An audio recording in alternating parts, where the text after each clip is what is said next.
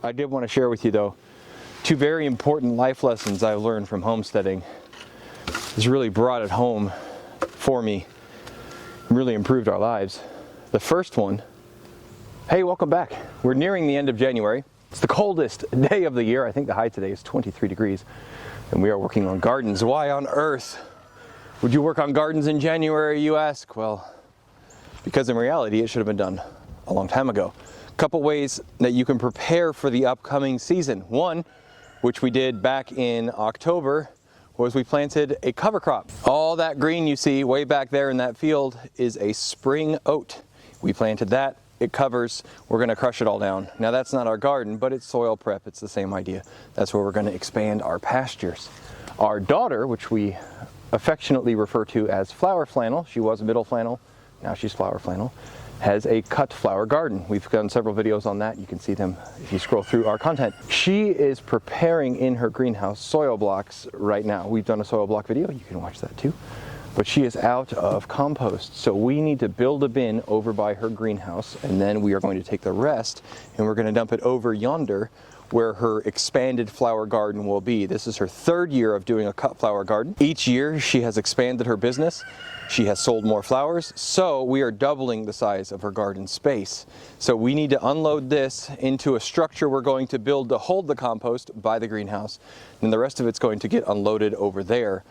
Coming up soon, we will show you all the ground prep and everything we're going to do over there, but right now literally everything is frozen. I mean, everything is frozen. I'm standing on mud puddles. Our pool froze solid. It's one of the coldest snaps that we've had here since we've lived here. So first thing we need to do is get the tractor, get some pallets. You know, we love building out of pallets.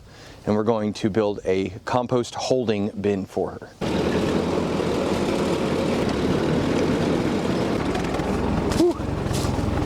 This old girl hates the cold. All right, I have some plywood backed pallets here that we're going to be using. Keeps the dirt in better, but if you don't have plywood backed pallets, regular pallets will do. But since I have these,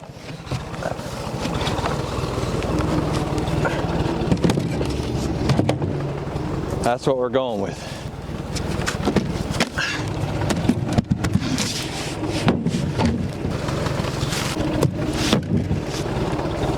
So this is the greenhouse area right behind the house. She said she's making roughly 6,000 soil blocks just this month for her cold season stuff, and she has more to come. I'll show you what those ones look like. We are using a smaller soil block this year, so they're only about 1 inch by 1 inch.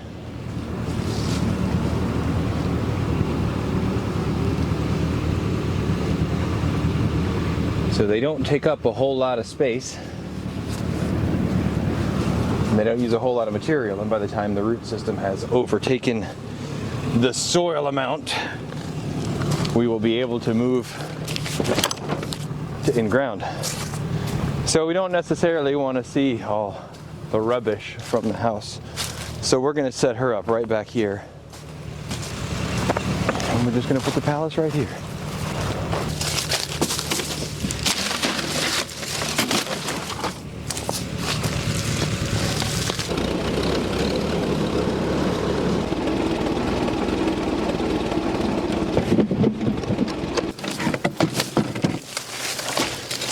It's going to be a quick and easy 3-sided build.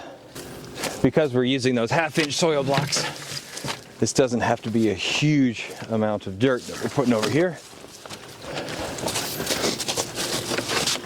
There's a board on the back side here, so we just slid this over enough that we avoid that board, and we can screw right into it.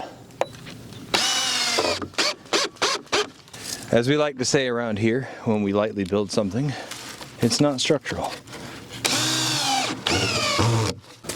We're also expecting piglets to be born any minute.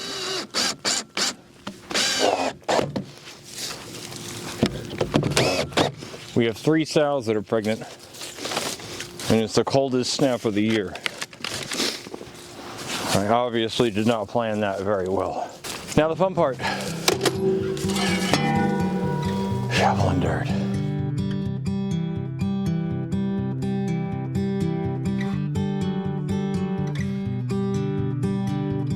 about as close as we could get with the tractor back here. So we're just gonna shovel the rest in by hand.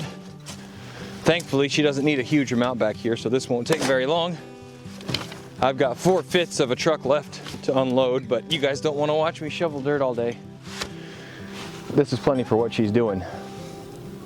I did want to share with you though, 2 very important life lessons I've learned from homesteading.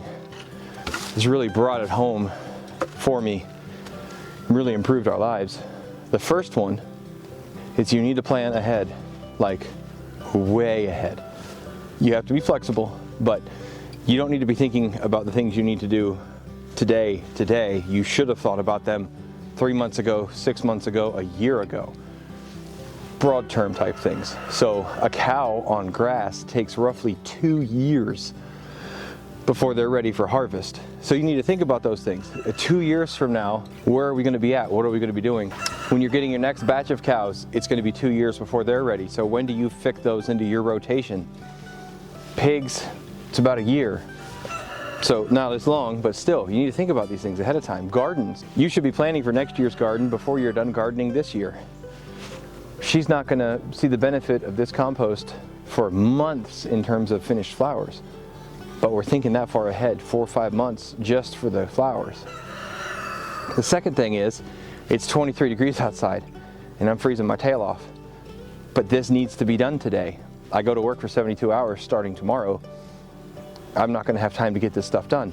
You have to take advantage of the time you have today. The old adage, don't put off until tomorrow what you can do today. It's really true, whether it's reading your Bible, eating right, working out, parenting well, being a good spouse.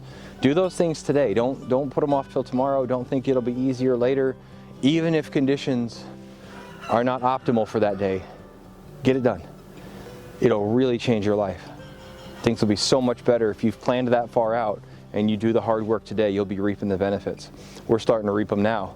And you guys, well, some of you have been watching us for 3 years. You've seen this cycle happen.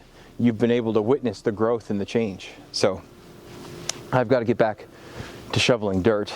We have piglets that are due any day. One of them seems to be in labor, one of our sows. So I need to spend some time over there with her too. You'll see that probably in our next video. But my name is Brian. This is Flannel Farms. Keep growing as you grow. See you next time. Bye.